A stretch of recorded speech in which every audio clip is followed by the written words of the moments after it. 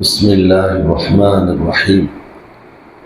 عن أبي موسى الأشعري رضي الله تعالى عنه عن النبي صلى الله عليه وسلم قال: إنما مثل الجليس الصالح والجليس السوء كحامل المسك ونافخ الكير، فحامل المسك إما أن يهديك وإما أن تبتاع منه وإما أن تجد منه ريحا طيبا، ونافخ الكير إما أن يحرق ثيابك وإما أن تجد ريحا خبيثا.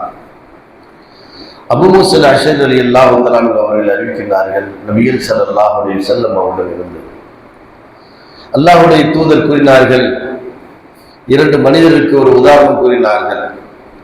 இன்னமா மஸலுல் ஜலீஸி ஸாலிஹி, நல்ல மனிதருடன் நட்பு வைப்பது, மேலும் வல் ஜலீஸி சூஇ, தீய மனிதருடன் நட்பு வைப்பதும் இதற்கு உதாரணம் என்னவென்றால், கஹாமிலில் மிஸ்கி வ நாஃபிகில் கீரி, கஸ்தூரியை சுமந்து செல்வனை போலவும் மேலும் கொல்லம்பற்றையில் துருத்தியை ஊதக்கூடிய அந்த ஊதக்கூடியவனுக்கும் சமமாக இருக்கின்றார்கள் என்று அல்லாஹ்வுடைய தூதர் கூறினார்கள். கூறிவிட்டு அதற்கு விளக்கம் கூறும் பொழுது, ஃபஹாமிலுல் மிஸ்கி, கஸ்தூரியை சுமந்து செல்பவன் அந்த வியாபாரி, இம்மா ஐ யஹ்தியக, ஒன்று அவன் உனக்கு அன்பளிப்பாக வரலாம், அன்பளிப்பாக கொடுக்கலாம், வைம்மா அன் தபுதா மின்ஹு, அல்லது அவனிடமிருந்து நீ அதை விலைக்கு வாங்கலாம், வைம்மா அன் தஜ்த மின்ஹு ரீஹன் தய்யிபா, இந்த ரெண்டுமே இல்லை என்றாலும் அவனிடமிருந்து ஒரு நறுமணமான காற்றையாவது நீ சுவாசித்துக் கொள்ளலாம். வனாஃபிகுல் கீரி, துருத்தி கொல்லம்பட்டையில் ஊதக்கூடிய அந்த துருத்தியிடமிருந்து இம்மா யுஹரிக சியாபக, உன் ஆடையை அது கரித்துவிடும், அல்லது தீய வாடை அவனிடமிருந்து நீ பெற்றுக்கொள்வாய் என்று அல்லாஹ்வுடைய தூதர் கூறினார்கள். இது முஸ்லிம்ல 5124வது செய்தியாக பதிவு செய்யப்பட்டிருக்கின்றது. ஒரு அற்புதமான ஒரு செய்தி. நாம நட்பு வைக்கின்றோம், எல்லோரிடத்திலும் எல்லா விதமான நட்புகளையும் முழுமையாக வைக்க முடியாது. அதே நேரத்தில் தீயவர்களாக இருந்தாலும் அவரை நாம் பகைக்கவும் கூடாது.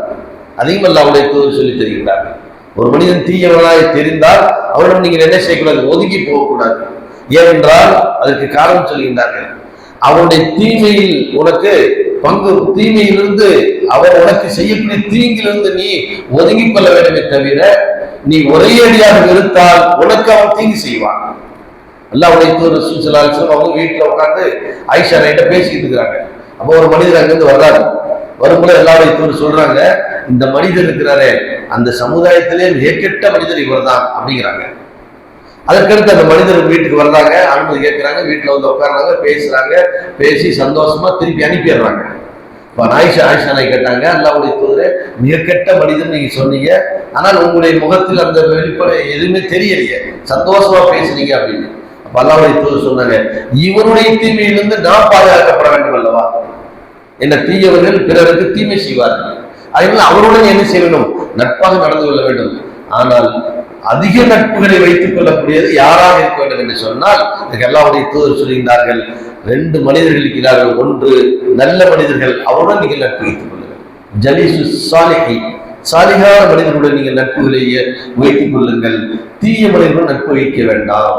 அதற்கு காரணம் என்னவென்றால், நல்ல மனிதர்களுடன் நீங்கள் நட்பு வைப்பது எதற்கு உதாரணம் என்றால், ஒரு கஸ்தூரி வியாபாரி, ஒரு அத்தர் வியாபாரி, அந்த அத்தர் வியாபாரியிடமிருந்து அத்தர் வியாபாரி என்ன செய்வார்? உனக்கு ஒரு அன்பளிப்பாக கொடுக்கலாம் அத்தரை, அதை நீ வாங்கி பூசிக் கொள்ளலாம்.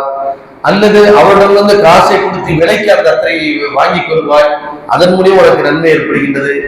அல்லது எதுவுமே இல்லை என்றாலும் அந்த வியாபாரி கூட இருப்பதனால், அத்தர் வியாபாரி கூட இருப்பதனால் அந்த நறுமணம் உன்னுடைய உடலிலே என்ன செய்யும்? வீசும்.